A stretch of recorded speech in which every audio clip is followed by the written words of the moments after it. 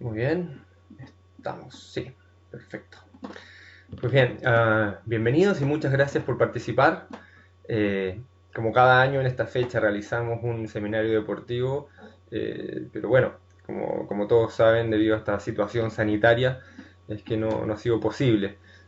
Sin embargo, nos, nos ha impulsado principalmente Luis Sevillano a realizarlo y bueno, lo haremos ahora en forma virtual, así que espero que lo disfruten y que a todos les sirva. En mi caso, hablaré un poco sobre el reintegro al entrenamiento y el dolor, una temática que me parece podría ser interesante.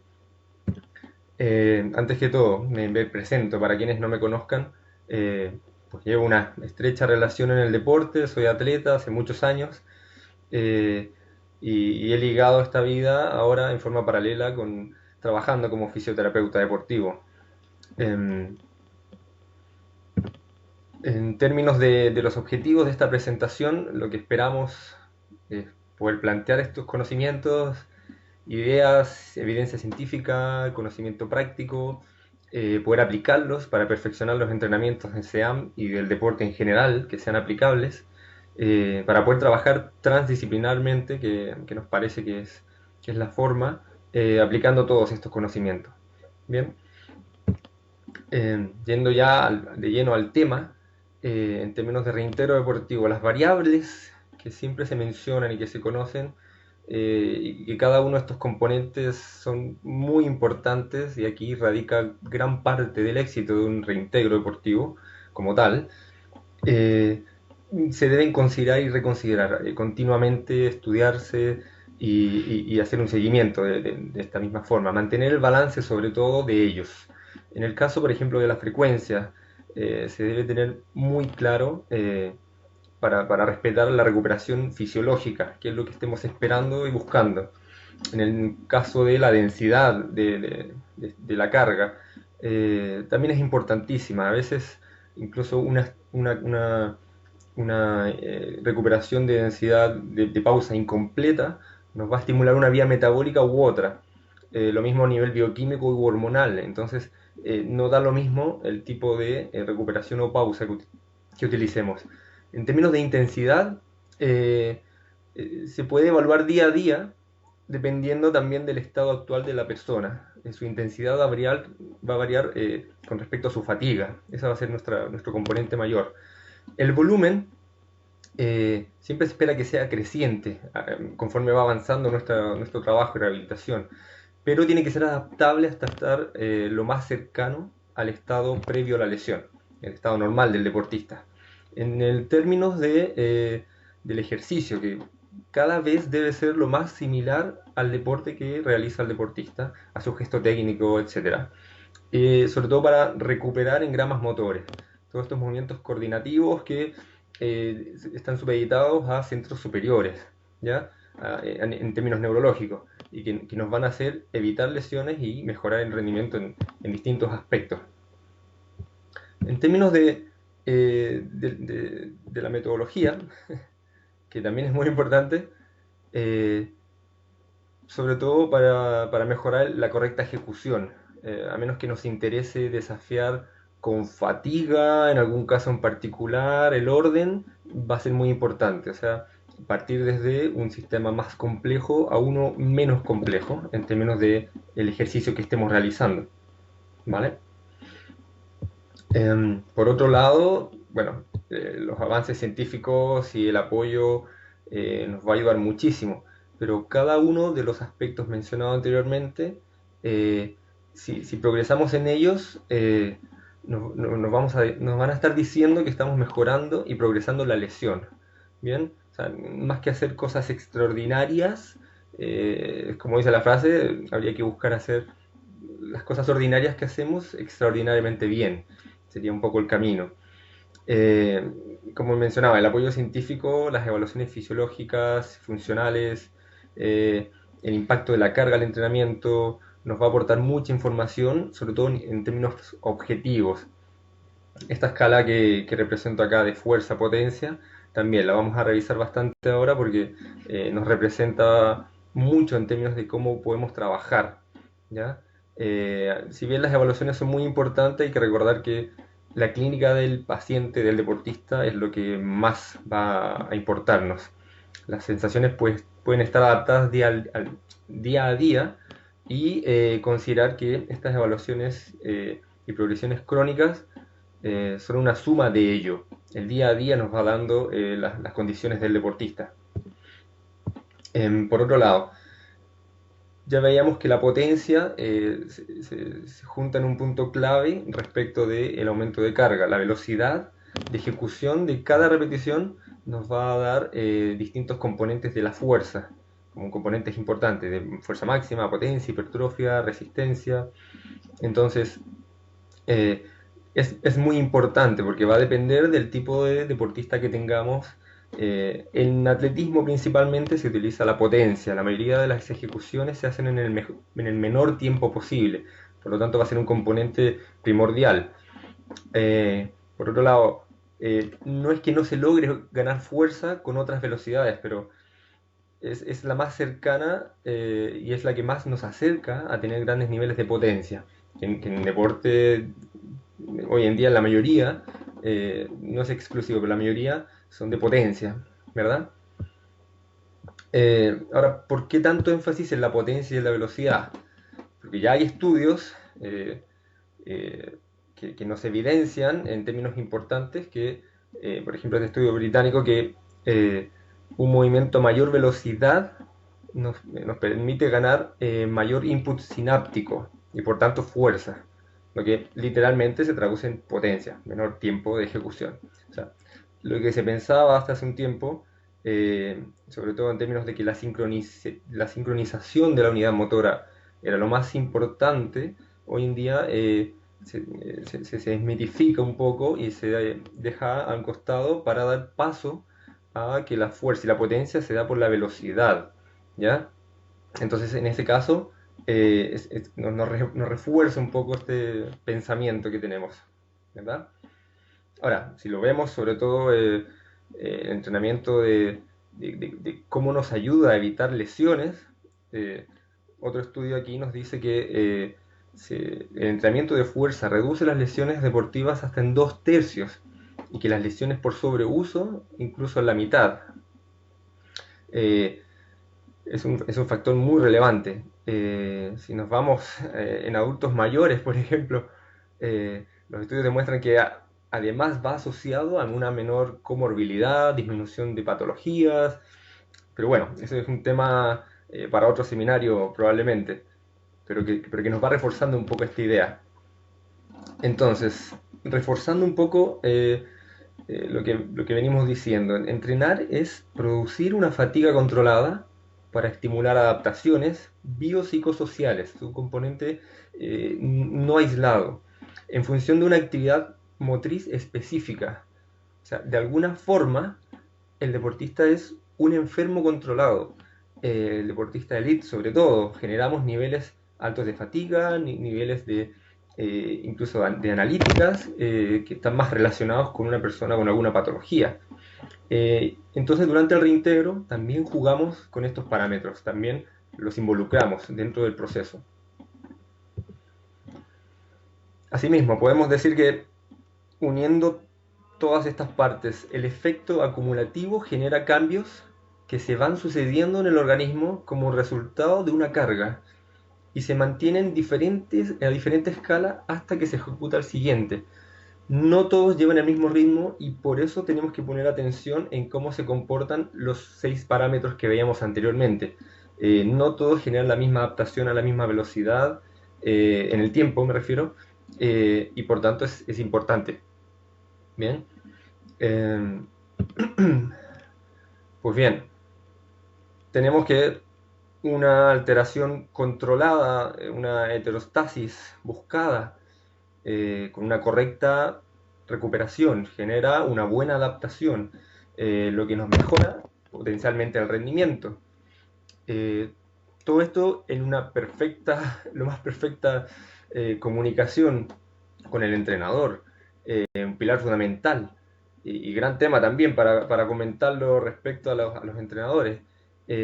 nos genera mejoras en el rendimiento y nos mantiene la homeostasis en el deportista. Todo lo contrario, alteraciones descontroladas, pues sobreentrenamiento, nos lleva a una desadaptación y lógicamente una pérdida del rendimiento, que es lo que no estamos buscando, lógicamente. Entonces, basta con tener claro el tema de la planificación y sí, no basta con tenerlo claro, y sobre todo la supercompensación. Es un cuadro que, bueno, es un estudio del 2005 que estuve leyendo, pero la imagen es de un libro de los años 70, en donde ya se hablaba de estos términos y que sigue siendo súper actual. Eh, Hace poco salió bueno, menos de un mes, este estudio australiano, que claro, nos dice que incluso 15 semanas después del reintegro deportivo, aún existen riesgos altos de relesión. Por lo tanto, no podemos dejar a nuestro deportista, incluso cuando ya está compitiendo, y lavarnos las manos y creer que ya el tema está solucionado. Lo que habría que hacer es evitar primero la dependencia del deportista con uno, pero eh, dejándolo con programas para desligar al deportista y al entrenador y volverlos autónomos, que es lo que nos interesa, entregándole recomendaciones y pautas futuras. Esa es la idea, principalmente, o sea, es que el deportista pueda seguir prehabilitándose y manteniendo el balance necesario en todos sus componentes, en todas las áreas que vamos mencionando. Ahora, pasando a otro tema y que lo conectamos directamente, y que es el tema principal, me parece, de esta charla incluso, y que puede dejar sin efecto todo lo que he dicho antes. Así que no, si no ha puesto atención hasta ahora, pues es el momento porque me parece que es lo más relevante. Nadie quiere tener dolor, eso es claro. Pero si tu cerebro considera que es necesario, lo vas a tener. ¿Ya? Si piensas que estás en peligro, te va a dar dolor. Por la razón que sea, habiendo o no daño, noxa, etcétera. Eh, Hay distintos tipos de dolor, con distintas escalas de medirlo, escala EVA, eh, algunas más modificadas para personas con mayor sensibilidad, del 0 al 10 o quizás un poco más, pero si bien son útiles, son incompletas. ¿Ya? El dolor es mucho más complejo que un número y lo vamos a ir desmenuzando un poco más. Eh, el dolor ya suena bastante complejo. Es un resultado complejo, distintos sistemas llamados endocrino inmune, pero la cronicidad depende del entorno biopsicosocial. Pues suena bastante complejo, pero que no significa que sea complicado, ¿ya? Son términos distintos. Y que sea algo crónico tampoco significa que dure para toda la vida, es una falsa creencia popular, ¿ya? Que no tenemos que creer. Por ejemplo, en este estudio también distintos estímulos activaban zonas del dolor que se correlacionan con zonas sensitivas. O sea, una resonancia magnética funcional nos presentaba que las mismas zonas se activaban frente a estímulos distintos. Bien, entonces, bueno, hay distintas hipótesis sobre esto, y es lo que se está avanzando últimamente, eh, que esto es porque, bueno, existen distintas respuestas del aprendizaje asociativo, emocional, que pueda hacer que nuestro cerebro pueda activar respuestas fisiológicas y motoras unas décimas de segundo antes de que percibamos conscientemente el estímulo que lo ha ocasionado. ¿Ya? O sea, se hipotetiza que esto es porque tenemos posibles respuestas ya preparadas frente a estos estímulos, ya sean motoras, cognitivas, inmunes, como mencionaba antes. ¿Vale? Eh, Así que bueno, debemos entender el dolor de nuestro deportista, eh, su conocimiento sobre el mismo, qué sabe él sobre su dolor y sobre todo qué es lo que espera. Somos seres complejos, como decía anteriormente, que no complicados necesariamente, pero debemos hacer lo que sea mejor para el deportista y su condición individual. Y ahí es donde podemos enganchar de alguna manera lo que veíamos como conceptos de entrenamiento y de carga, que el dolor es la principal limitante en todo deporte, ¿verdad?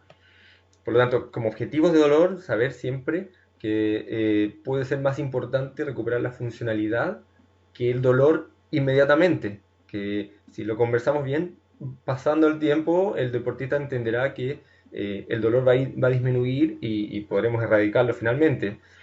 Aprender a lidiar con el dolor y aprender a desaprenderlo.